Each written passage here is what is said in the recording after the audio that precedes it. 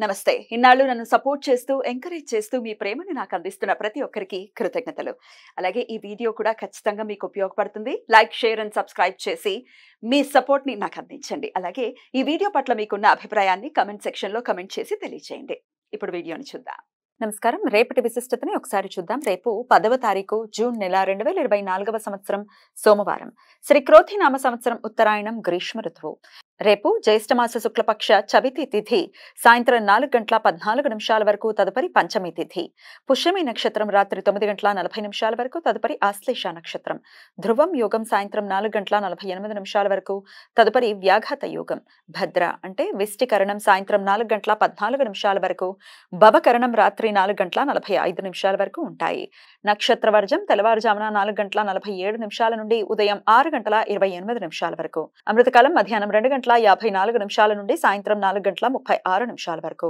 హైదరాబాద్ ప్రాంతం వారికి రేపు సూర్యోదయం ఉదయం 5:41, సూర్యాస్తమయం సాయంత్రం 6:50, చంద్రోదయం ఉదయం 9 గంటలకు, చంద్రాస్తమయం రాత్రి 10:27. అభిజిత్ ముహూర్తం పగలు 11:49 నుండి మధ్యాహ్నం 12:42 వరకు. దుర్ముహూర్తం మధ్యాహ్నం 12:42 నుండి 1:35 వరకు. మరలా మధ్యాహ్నం 3:20 నుండి సాయంత్రం 4:12 వరకు. రాహుకాలం ఉదయం 7:20 నుండి 8:59 వరకు. గుళిక కాలం మధ్యాహ్నం 1:54 నుండి 3:23 వరకు. యమగండం ఉదయం 10:37 నుండి మధ్యాహ్నం 12:16 వరకు. రేపు మాస వినాయక చతుర్థి. వినాయక భక్తులు ప్రతి నెల వచ్చే శుక్లపక్ష చవితి రోజు వినాయక వ్రతం ఆచరిస్తారు. రేపు ఉమా అవతారః. కేనోపనిషత్తు, హంసోపనిషత్తు ప్రకారం పార్వతీదేవిని ఉమాదేవిగా పిలుస్తారు. పురాణ వచనం ప్రకారం ఉమాదేవిని సతీదేవి అంటే శివునికి మొదటి భార్యగా పరిగణిస్తారు. రేపు ఉమాదేవి ఆవిర్భావం జరిగిన రోజు. దేశంలోని చాలా ప్రాంతాలలో భక్తులు ఉమా వ్రతం అని జరుపుకుంటారు.